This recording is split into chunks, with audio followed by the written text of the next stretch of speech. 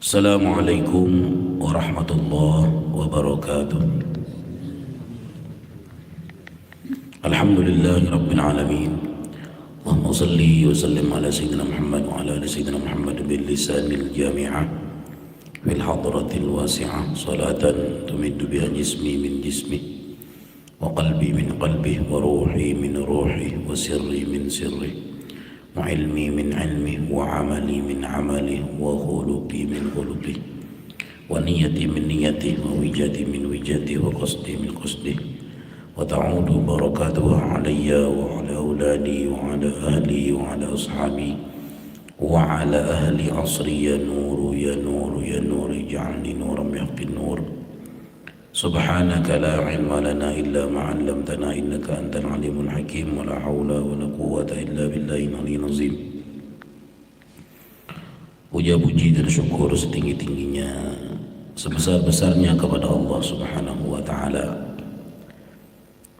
atas limpahan karunia dan rahmatnya sehingga kita bisa berkumpul pada pagi hari ini mempelajari agama yang dibawa oleh nabinya yang mulia, yang termulia, dan kita dengan otomatis dibuatnya menjadi di antara para pewaris nabinya.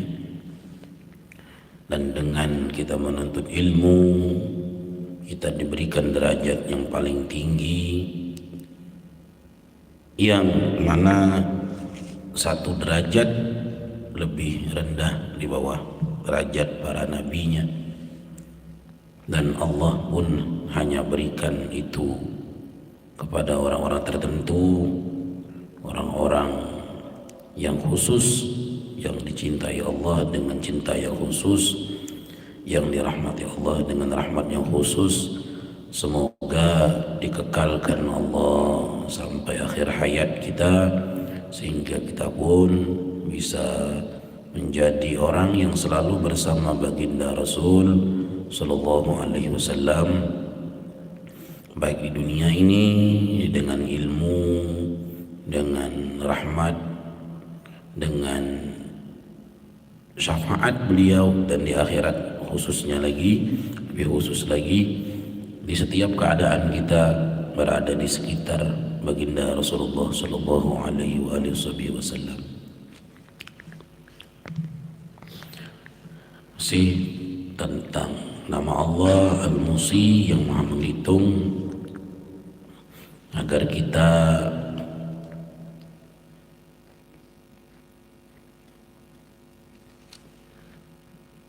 ada 8 tahapan kemarin yang pasti kita jumpai di akhirat.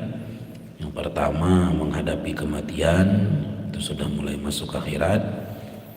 Kedua, menghadapi fitnah kubur. Ketiga, sewaktu dalam kubur. Keempat, kelima, dan keenam, menghadapi hari berbangkit dari kubur dan menuju padang mahsyar. Ketujuh, ketika dihisab amal. Nah, ini yang kita bahas. Yang ketujuh yaitu ketika dihisab amal. Ada orang-orang yang dihisab dengan hisab yang sulit atau teliti. Ada juga yang dihisab dengan mudah. Namun ada juga orang-orang yang tanpa dihisab masuk sama sekali, tanpa dihisab sama sekali. Dihisab itu dihitung amalnya. Agar termasuk dari kelompok orang-orang yang masuk surga tanpa dihisab, tanpa dihitung, langsung dimasukkan tanpa diadili. Rasulullah Sallallahu Alaihi Wasallam bersabda, wa anna talibal ilmi wal mar'atal muti'ata li zawjiha wal waladal barra li walidayhi yadkhulunal jannata bighairi hisab. Dan bahwasanya penuntut ilmu, semoga kita termasuk di dalamnya, dan perempuan yang taat kepada suaminya serta anak yang berbakti kepada kedua orang tuanya, mereka masuk surga tanpa dihisab.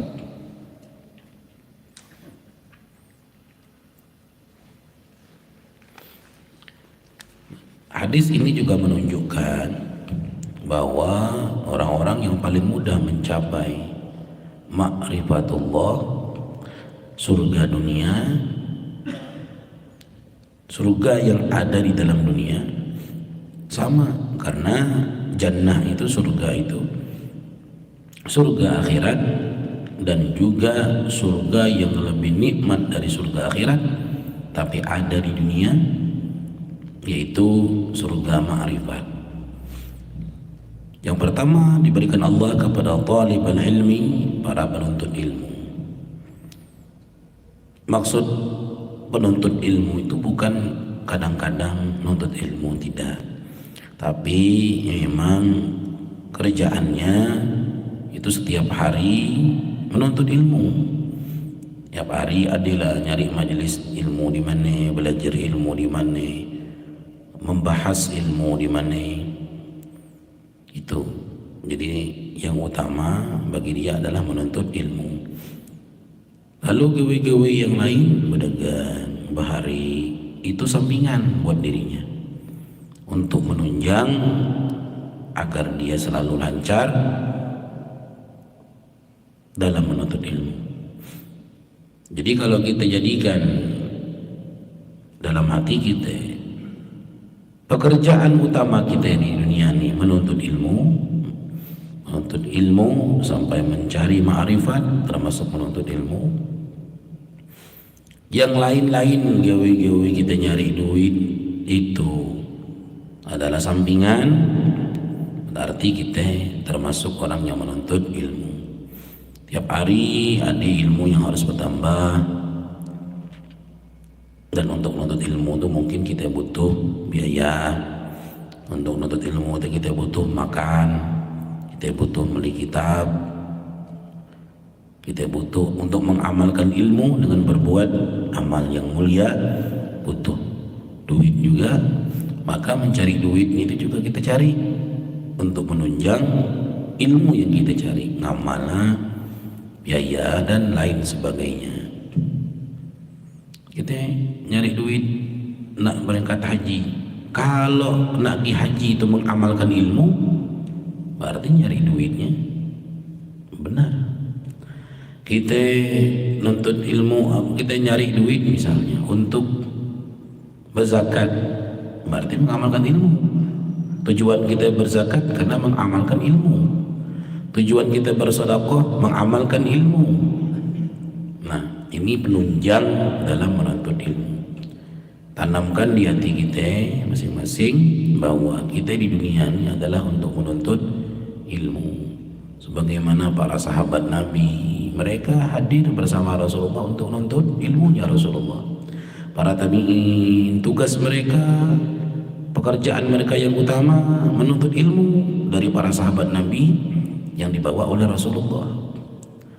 Karena Nabi diutus ke dunia ini untuk menyempurnakan akhlak, untuk rahmat lil alamin. Dan yang Nabi bawa ilmu, dan ilmu harus diamalkan, sehingga otomatis ilmu dan amal. Kata orang, apa gawe gawe kini kok ngaret, nah berarti yang gawe utama ngaret, bukan nuntut ilmu. Apa gawe kini kata kita, misalnya yang kita pikir BTI, harusnya yang utama itu adalah menuntut ilmu. Jangan ada satu hari kita ini nambah ilmu, jadi menuntut ilmu. Kalau kita dalam setiap hari ada menuntut ilmu, entah itu di majlis atau membahas ilmu dengan keluarga atau dengan orang alim, bahkan dia belajar ngajar, dia belajar ngajar bahas pertanyaan setiap hari nak adik. Oh, di misalnya kita ini di 4 di majelis, pacaknya di majelis ilmu cuma minggu 2 hari 2 kali. Oh, kita sekarang dipermudah Allah di akhir zaman, dideki alasan-alasan macam itu, permudah, bisa dengan memutar video-video di YouTube, di Facebook yang tentang masalah ilmu untuk nambah ilmu kita itu. Jadi sangat jadi tidak masalah. Yang jadi itu hanya belajar di video, dan dia belajar langsung. Jadi di majelis-majelisnya dia berkumpul. Atau kita dia punya, kita pakai kitab. Zaman orang dulu kasih kitab, beco buku. Kalau ada yang tanyaan, itulah cara kita menambah ilmu. Zaman kini lebih mudah lagi, kita baca dengar baik cuman. Nah, kalau demikian masuk surga bighairi hisab. Yang kedua, orang-orang yang sangat mudah untuk mencapai ma'rifatullah adalah perempuan yang taat kepada suaminya. Taat ke laki ini, kadang orang bini ini banyak halang. Kebanyakan dia ngerasa taat dengan laki, padahal harus ditaati laki. Kata laki, tidak usah beli baju tuh, kau ingin warna ungu, tidak. Kau nak warna ungu, kau segan warna lain. Itulah termasuk dia taat. Belanja nek diizin ke laki, dia taat. Tapi duit kau lah, dapat duit dari mana? Oh, dapat duit dari apa? Warisan. Berarti memang duitnya dari itu pun harus izin dengan laki. Dapat duit dari mana? Dari usahaku, sebagi dia yang kula punya usaha nih, misalnya kata yang ini. Berarti duitnya ini ya, dan ini diturun tangan dalam melaksanakan usaha itu. Misal belum kawin lah punya kebun sawit 20 hektar. Misal belum kawin lah punya rumah kontrak 100 butir, dan dia tidak pernah turun ngurus tuh. Dia pernah memakai waktu ketika lah belaki bahari memakai waktu dengan laki ya, artinya ketika laki ya di rumah, atau ketika gilir laki di rumahnya nyenek dia di rumah, berarti itu makai waktu laki. Maka semua yang dilakukan oleh istri ketika waktu suaminya itu semuanya milik suami. Jadi harus izin. Nah, kalau misalnya jadi bini kedua, bini ketiga, bini keempat, kan berarti 4 hari kali yang bawa lagi hari kedua, ketiga, keempat bukan. Nah, itu boleh. Kenapa hari ini kan bini kita ikut orang. Berarti setiap saat waktunya untuk kita. Ya, pahamnya lah bini tidak ada. Maka diperbolehkan bini sampai 4. Artinya menyenak bahari, menyenak apa yang kali macam di lain waktu yang ada lakinya di rumahnya, emang pokoknya ini ya, tuh pula izin. Apalagi yang begawi posisi ya, memang waktu laki. Misal bini kita ikut itulah. Bini kita ikut, kan semua 24 jam jatahnya terus kan, dari jatah orang lain kan. Nah, adanya pegawai 3 jam tepoko duit nih dede pok kita yang laki. Walaupun laki tetap udah wajar ngambil duit tersebut, kurang ajar namanya ini bahari menelan ngurus rumah, cuman tetap harus izin. Itu namanya taat kepada suami. Taat kepada suami itu saking besarnya. Ada hal-hal yang menurut agama itu dosa kecil, tapi karena suami memerintahkan, Allah ngalah demi hukum tersebut. Bayanglah besar, Allah ngalah. Nah, macam mana orang bini dia ngalah? Jadi untuk taat kepada suami itu, orang bini harus nanya terus apa yang kurang, apa yang halang, dan selalu minta maaf. Apa yang tahu dari kurang yang lain. Yang masalah masak, ngelempah, nesah, ini taat lagi ini masalah urusan itu. Cuman masalah masak, ngelempah, makan di warung penuh jualan. Lebih nyaman dari bini kita makan mungkin tidak baru. Benar lah. Nesah masing-masing wajib. Dede kewajiban istri mencuci baju suami dede. Itu taat. Apa itu termasuk amal pahalanya. tambahan pahala bagi dia. Masing-masing wajib cuci. Kalau dia nyuci baju suami itu amal sunatnya lebih besar daripadanya sholat duha, lebih besar daripadanya dia puasa sunat. Nah tadi apa yang contoh Allah ngalah hukum nyemer rambut warna hitam, itu hukumnya haram, ngewarna rambut dengan warna hitam. Tapi kalau lakinya merintah demikian, bini ini wajib nurut, padahal haram menurut agama, karena larangan haramnya tidak terlalu kuat dan kekuatan hak suami lebih besar. Maka pendapat para ulama fikih, wajib sang istri untuk menuruti hal-hal yang seperti itu, kecuali yang besar dosa ya.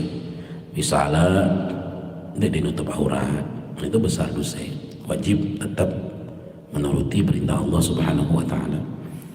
Di dalam rumah pakai yang model ni, kita nak misalnya kayak bini harus nurut, warnanya jadi warna ni, bentuk pakaian seperti ini. Sekarang berapa banyak orang bini yang milik baju ndak dinanya laki, ada yang nanya kira-kira orang bini yang taat kayak laki ni, yang milik baju sesuai kenak laki, warna sesuai kenak laki, jarang ada. Adik-adik kita nak beli motor, kita nak warna birunya, nak warna putih, pokok nak warna putih, asal ada warna putihnya enggak pakai, nah, ini termasuk dia taat. Misalkan contoh, nah, itu balik. Kalau sekarang laki-laki yang taat kepada istrinya, ini termasuk yang bighairi hisab. Kemudian kata para ulama, sebab orang bini itu ngapain dia dapat ma'rifatullah di dunia ni, surga juga tuh, tanpa hisab, tanpa susah payah. Kalau masalah yang misalnya ngelayan laki dalam urusan misal ngelempar, baju, nyapu, ngurus anak, itu memang luar biasa. Usah di anu lagi orang bini rata-rata, ada juga yang enggak, tapi rata-rata luar biasa. Tapi yang terbanyak mereka terhijab, terdinding adalah tidak ridho dengan hukum Allah. Jadi ridho ini bukan berarti harus dilakukan, tapi yang harus dilakukan itu merubah pemikiran. Jangan diridho dengan hukum Allah. Pertama, hukum Allah itu qada dan qadarnya. Maksudnya terima laki itulah, mana ada ya rizki ya sesuai dengan yang ditentukan Allah. Jangan ngerutuk, jangan ya di gedo dengan apa yang terjadi. Udah itu yang paling banyak lagi hukum Allah, hukum poligami boleh. Kalau yang anggap poligami atau apa ya, bisa kita bini 2, 3 itu di bagus atau dianggapnya disesuai dengan kodrat wanita, berarti dia dipercaya dengan hukum Allah. Tentang masalahnya nak yang jadi pertama, kedua, ketiga, atau cuman satu-satunya, ini masalah. Yang penting ini ditengkar dengan hukum Allah itu, bahwa lebih dari itu boleh. Islam itu datang bukan untuk menambah. Hukum Islam datang sampai 4 itu kan untuk nambah. Zaman dulu sebelum Islam dia bebetas, nak 100, nak 1000, nak dibayar mahar, nak dia dibayar mahal, nak asih perkosa, nak asih culik, jadi zaman tu Islam atur, nak jadi bising-bising, nak jadi culik-culik, harus pakai mahar, harus akad nikah, harus izin wali, dan dia boleh lebih daripada 4. Jangan bising-bising nak kerja nak 5, kerja nak 6, kerja nak 7, kan macam tu. Islam ngatur itu. Jadi Islam datang bukan untuk menambah yang asalnya 1 jadi 4, enggak. Asalnya dia di aturan, habis-bising, lalu dibuat teratur dan dibuat orang bini itu terhormat. Dan ini kadang-kadang ini paham, tapi ini ngakulah umum, misal maaf kisah ini hubungan dengan agama, lalu nganggap Allah tuh tidak adil dengan hukum hal macam tu. Nah ini jadi masalah. Cuman tu baik, ngapai dia jangan sampai nganggap itu hukum jadi baik. Salahnya yang urusan digawe itu urusan lain. Yang penting ikhlas ridha dengan hukum itu. Nah, ketiga, anak yang berbakti kepada orang tua. Minimal anak nek di nyakiti hati orang tua. Pacak nyenang orang tua. Selama itu nek di berdosa, gawe yang nyenang orang tua. Kata para ulama, ukurannya apa? Ukuran namanya kita berbakti itu kan lawannya durhaka. Lah termasuk durhaka kalau orang tua yang makan beras murah, kita yang makan beras mahal. Nyernyek makan, tapi meraih kisahnya nyernyek ini kan. Ada yang nyernyek beras mahal, beras murah. Nah termasuk durhaka. Kita mampu makan beras mahal, nyernyek lah. Atau kita mampu beli daging, nyernyek lah beli daging. Nyernyek makan daging, kita makan daging. Tapi nyernyek mampu beli ya itulah durhaka. Yang lainnya silakan kiaskan sendiri. Tengah hidup orang tua kita ini durhaka, menyakit hati orang tua. Jangan kena nyenang, nyakit hati justru banyak. Lalu macam mana? Tenang, nyala ninggal, menegi kan? Nah, ziarah kubur tiap hari Jumat. Lalu kita macam tu kok kelak lah, aku nunggu ziarah kubur bilang nyumpah nama itu. Itu kali durhaka. Orang hidup lah ziarah kubur. Itu nyumpahnya posisi kita nyenang hati orang tua. Nak baca lagi gini ya. Senang, mudah nak nyenang hati orang tua gini. Sehari Jumat, udah Jumat, hadisnya udah Jumat, ziarah kubur. Senang, luar biasa senang. Tidak percaya masuk ke kubur. Tidak percaya orang tua itu henang ingin kita pergi kubur tu, masuk kita kubur lagi, mati lagi. Baru tengok. Nah itu tiga macam biar kita dihisap. Secara kesimpulannya, ketika dihisap amal itu ada tiga tadi. Yang pertama orang yang tanpa dihisap, kedua orang yang dihisap dengan hisap yang mudah. Man kita tidak baca yang tanpa dihisap ini minimal yang hisap mudah. Minimal hisap mudah macam mana? Orang yang selalu muhasabah di dunia. Jadi di dunia inilah di apa nama bahasa kita itu? Dikemas. Lahudi dihempon. Tiap pagi petang ingat tadi APB ko giwe. Oh tadi ko berkisah kesimpulan. Apa ko kisah tadi? Nani. Ada nek dosa itu. Astagfirullahalazim. Ada beberapa macam dosa. Astagfirullahalazim. Nah udah itu ke kumagi sebulan. Kisah apa itu? Kisah macam ni. Ngemangga anak, ngemangga bini. Ada itu rasa ujub. Astagfirullahalazim. Tapi ada juga itu mada keponakan hayang dengan abang, mada abang jadilah nak belajar, jadilah nak ke masjid segala macam. Ada juga misalnya pupu nanya hukum kita jawab. Berarti di itu kita dapat pahala. Alhamdulillah. Nah, macam tu. Setiap hari pagi petang kita pikir, kita kenang APB yang kita gawe. Oh ni astagfirullahalazim, ni alhamdulillah, astagfirullah, alhamdulillah. Nah, lahudi himpon, ibarat lahudi kita kemas siap berangkat. Ibarat notabon tu lahudi di total. Nah, ini total. Tinggal nengong utang berapa, nyutang, nengong untung berapa. Yang modal ni di akhirat dia akan dihisap dengan hisap yang mudah. Malaikat tinggal buka. Lahudi lah. Oh, lahudi. Total sekian. Terutang 2.000 misalnya. Tinggal nanya ke Rasulullah. 2.000. Ku baca notop kata Nabi. Ibarat kita gini, ibarat bon. Ku baca mayara kata Nabi. Ombolah. Nah, gila. Langsung. Yang berukat nak dihitung ni susah. Mana yang mati menjelang. Kata malaikat menjelang kita ditanya hambar kededap gagap pulih ketakut nak bila kan udah ya. Kita tengah kededap tengah ketakut tu hejam ke baca rasa hari apalagi berhari-hari baca ngerasa bertahun mana menjelang hambar kena teprak gertak teprak kan apa yang ada bisa ke? Jadi takutnya. Nah kita jangan tu. Kalau Allah Subhanahu wa taala takdirkan yang nomor 3 yang dihisap dengan hisap yang susah, ndak usah ngarap nak selamat. Memang diteliti malaikat gewe ini kan bula bab gewe ikan we lah udahlah tu lah. Ndak selamat. Kita mudah-mudahan yang talibal ilmi man mar'atus salihah kita ni mungkin kita kata orang bini mar'atul muti'ah. Kemudian yang kedua yang pacar kita gewe sebagai orang lelaki, anak yang berbakti kepada orang tua. Jangan laki yang berbakti kepada suami, kepada istri. Orang tua.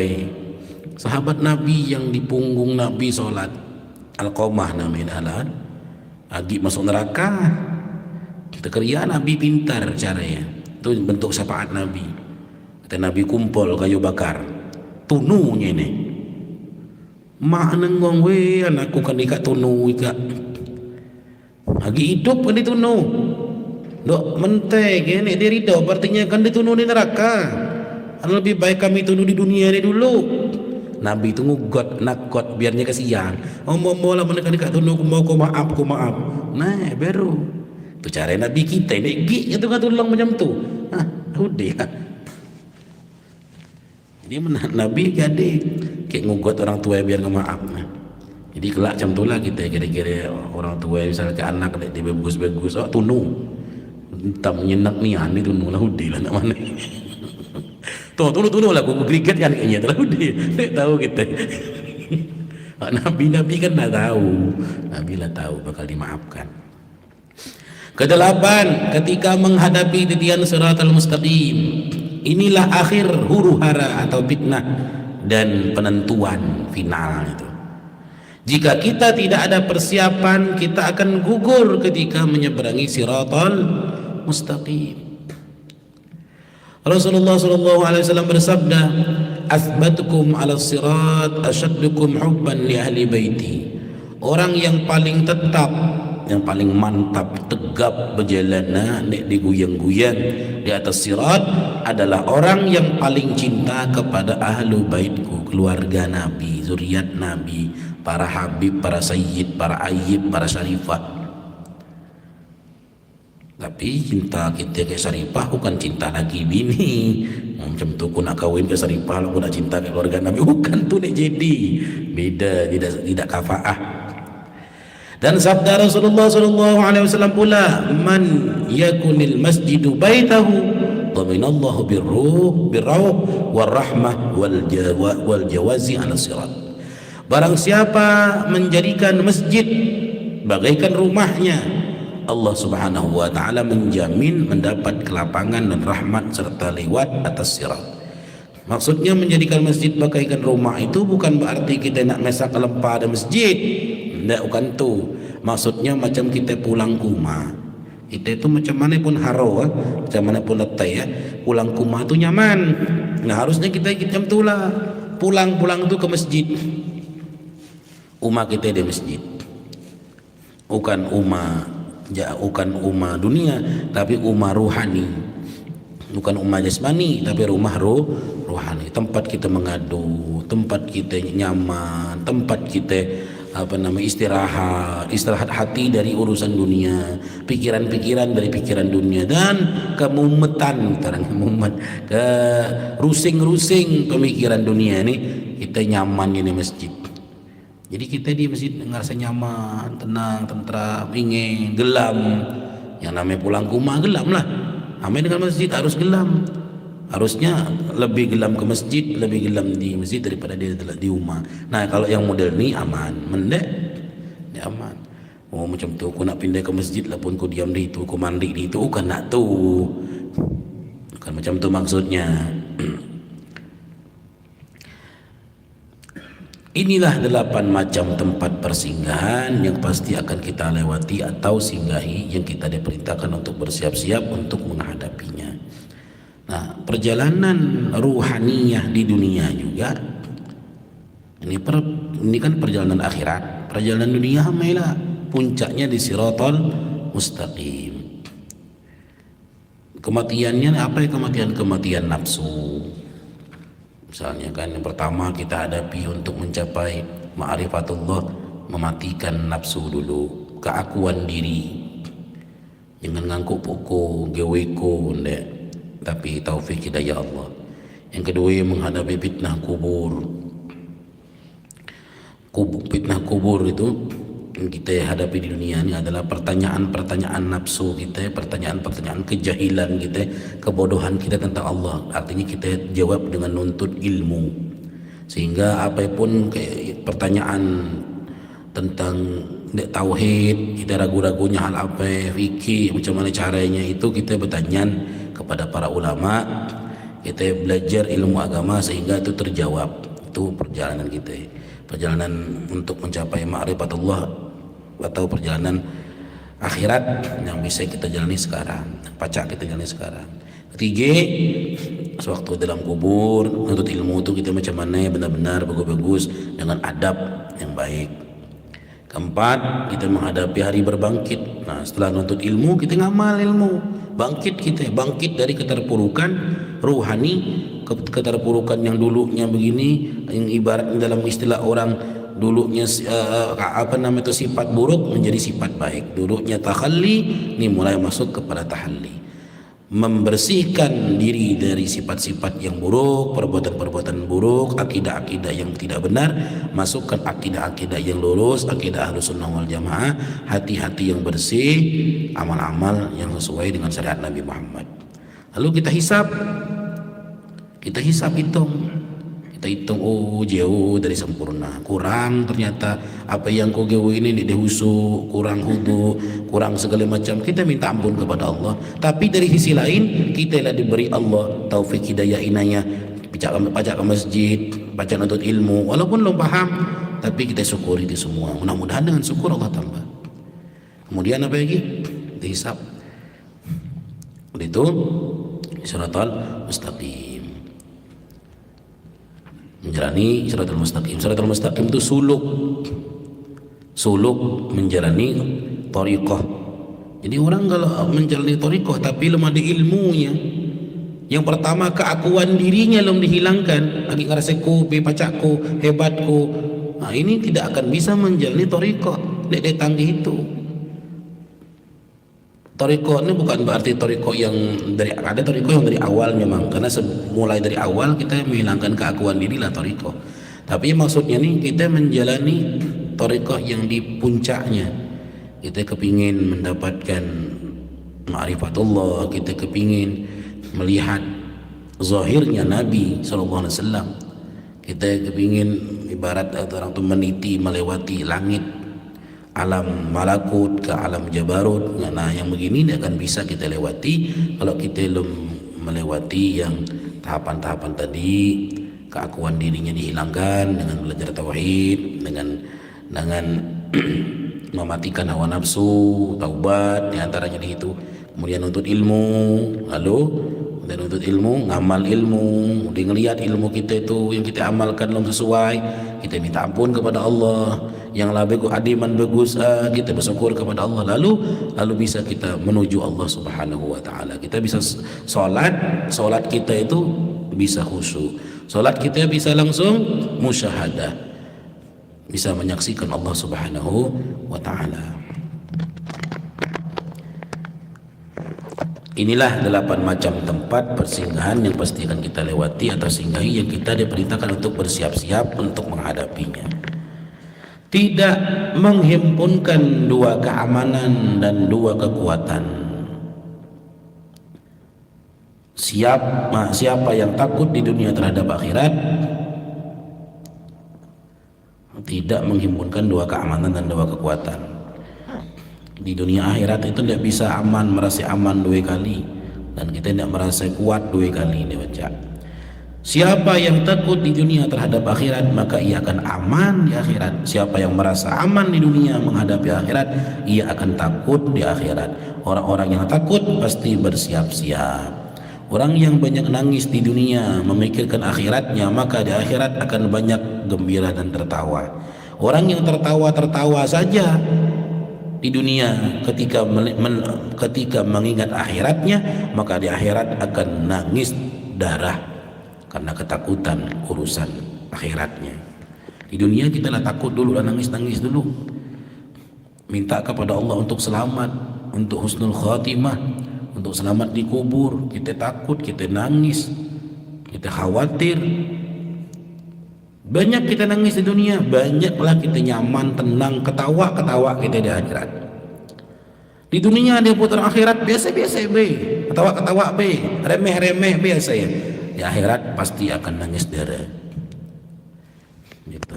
Dalam sebuah hadis Nabi itu kan, la yuldagul mu'min marratain. Orang-orang beriman tidak akan tersakiti dua kali.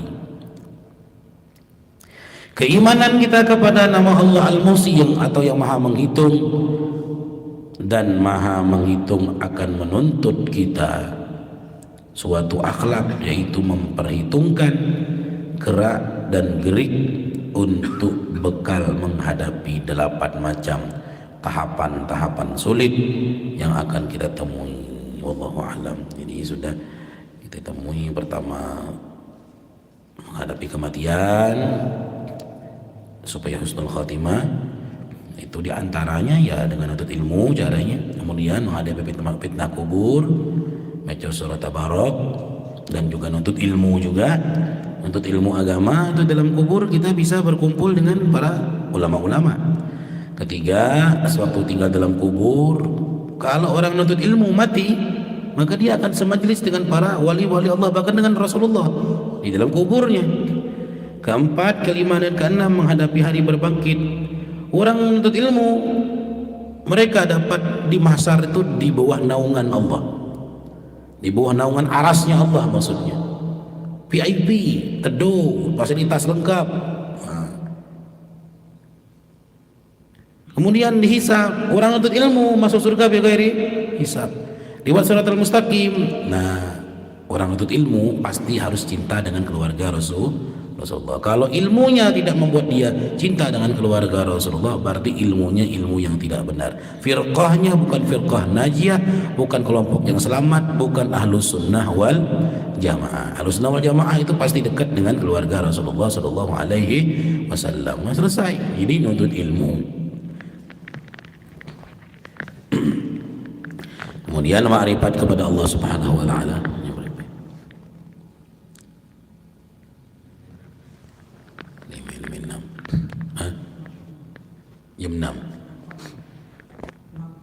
Jam 6. Ma'rifat kepada Allah, mengenal nama Allah Subhanahu wa taala Al-Mubdi dan Al-Mu'id. Dengan itu dulu lah.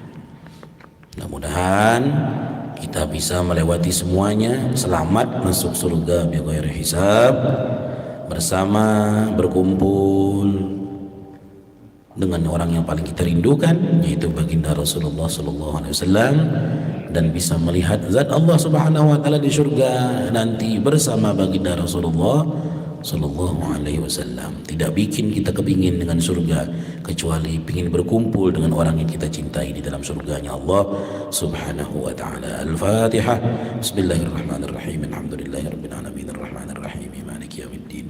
Iyyaka na'budu wa iyyaka nasta'in. Ihdinas siratal mustaqim, siratal ladzina an'amta 'alaihim ghairil maghdubi 'alaihim waladdallin. Amin. Bismillahirrahmanirrahim. Alhamdulillahirabbil alamin wassalatu wassalamu ala asyrafil anbiya'i wal mursalin sayyidina wa maulana Muhammad wa ala alihi wa ashabihi wa azwajihi wa dhurriyyatihi ajma'in. Allahumma bi jahi nabiyyikal mustafa bi rasulikal mujtaba wa bi awliyaikal murtada wa bi aminika ala wahyis sama. طهر قلوبنا من كل وصف يبعدنا عن مشاهدتك ومحبتك وأمتنا على سنة والجماعة والشوق إلى لقائك يا ذا الجلال والإكرام. وصلى الله على سيدنا ومولانا محمد وعلى آله وصحبه وبارك وسلم والحمد لله رب العالمين.